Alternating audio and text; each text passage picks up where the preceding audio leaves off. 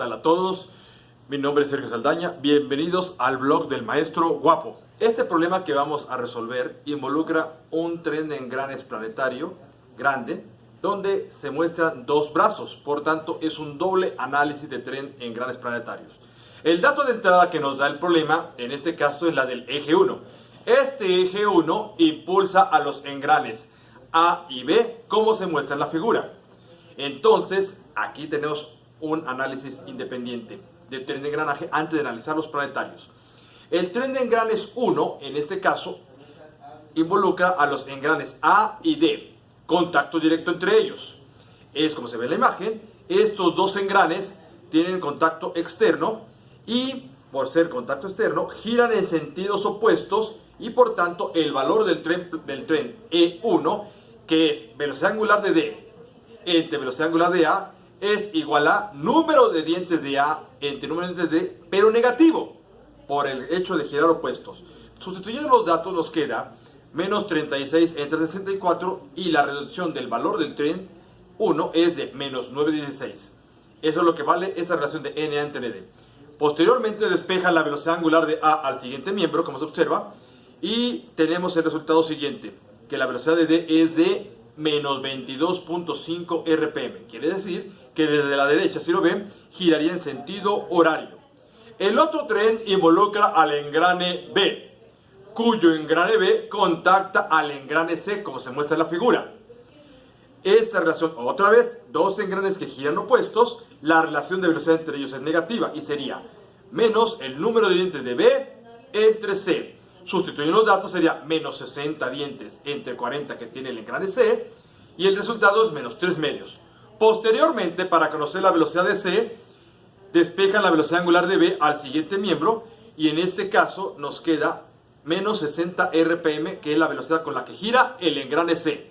Observen nuevamente la figura. Lo que gira el engrane C, tal como se ve en la imagen, lo girarán el brazo 1 y el engrane J, porque están rígidamente unidos entre ellos. A continuación, ya que tenemos este análisis, podemos considerar al tren planetario. Dado que conocemos por lo menos al brazo 1, ¿cuáles son los elementos que contempla el tren planetario 1? En este caso, el brazo 1. Los engranes planetarios se encuentran en el extremo móvil del brazo, tal como se ve en la figura, y estos son los engranes E y F.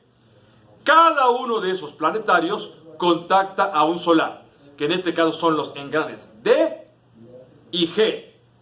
Con estos datos, el valor del tren planetario EP1 es igual a una relación de velocidad de G entre D, ambos ligados con el brazo 1, como se observa en la ecuación. Esas son velocidades relativas, entonces nos quedaría en el numerador que sería la velocidad del engrane G menos la velocidad del brazo 1 entre la velocidad de D menos la velocidad del brazo 1. Despejando de esta ecuación a la velocidad de G, nos queda la velocidad de G igual a la velocidad del brazo 1 más el valor del tren planetario 1 que multiplica a la velocidad angular de D menos la del brazo 1. Nuestra incógnita en esta ecuación es el valor del tren planetario 1, EP1. De esta ecuación ligan al brazo, como lo observo en la figura, y nos queda que el valor del tren planetario 1 es la velocidad angular del engrane G entre la del engrane D. Posterior a ello, verificamos a partir del engrane D que sé que conocemos, qué engranes son los que están en contacto directo. Empezamos. El engrane D, como se observa en el denominador del primer corchete, contacta directo al engrane E por dentro. Posteriormente, el engrane E está montado sobre el mismo eje del engrane F. Y el engrane F internamente contacta al engrane G. Ahí tenemos la relación. Como los engranes E y F están montados sobre el mismo eje, la velocidad entre ellos es igual y esa relación de NF entre NE es 1. Convertir a número de dientes los que quedan, tenemos E y D. Por ser contacto interno, giran en el mismo sentido y por tanto la relación es positiva. Sería número de dientes de D entre el número de dientes de E. Recordando que los subíndices al convertir a datos físicos, que es un número de dientes, se invierten. Y en el caso de F y G, también es contacto interno y giran en el mismo sentido.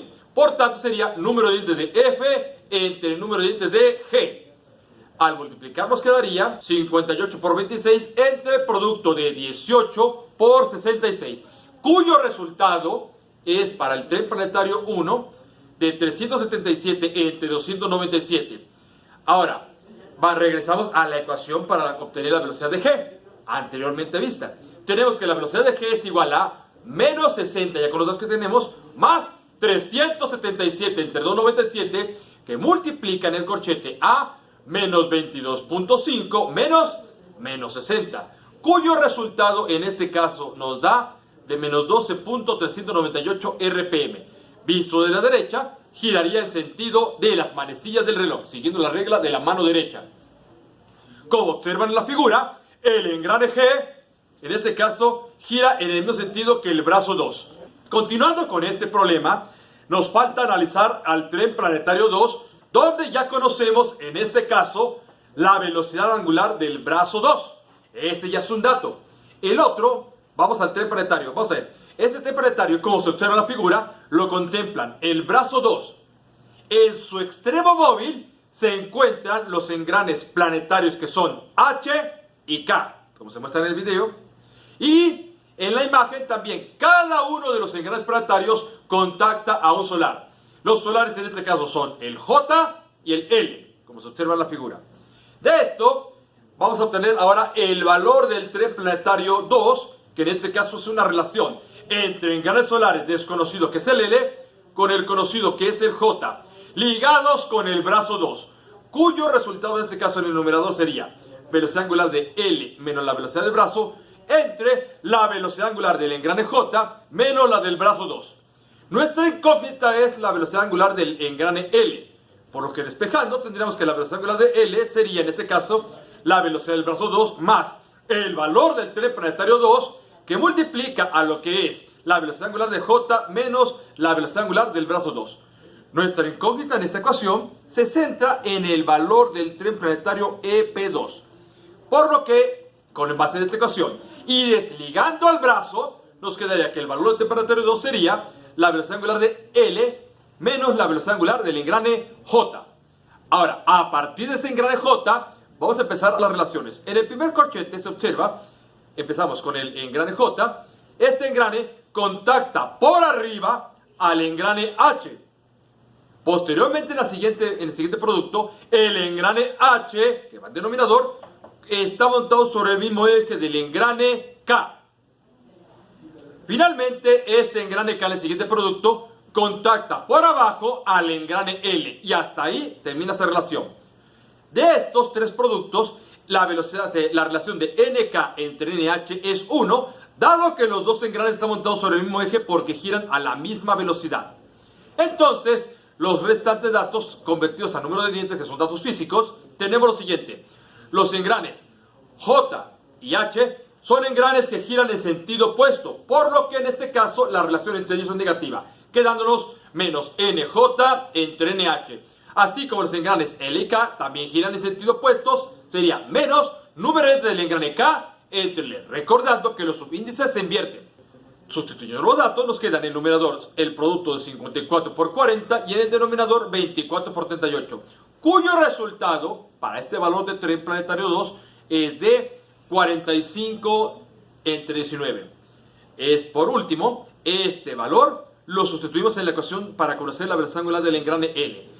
Entonces, tenemos ya con los datos anteriores que la velocidad angular del engrane L es menos 12.398 más 45 entre 19, que multiplica dentro del corchete a la velocidad angular del engrane J, que es de menos 60, menos el valor de la velocidad angular del brazo, que es menos 12.398. Contemplen los signos, porque por ahí siempre pueden cometer un error de cálculo. Pero en este caso, la velocidad angular de L es de menos 125.39 RPM.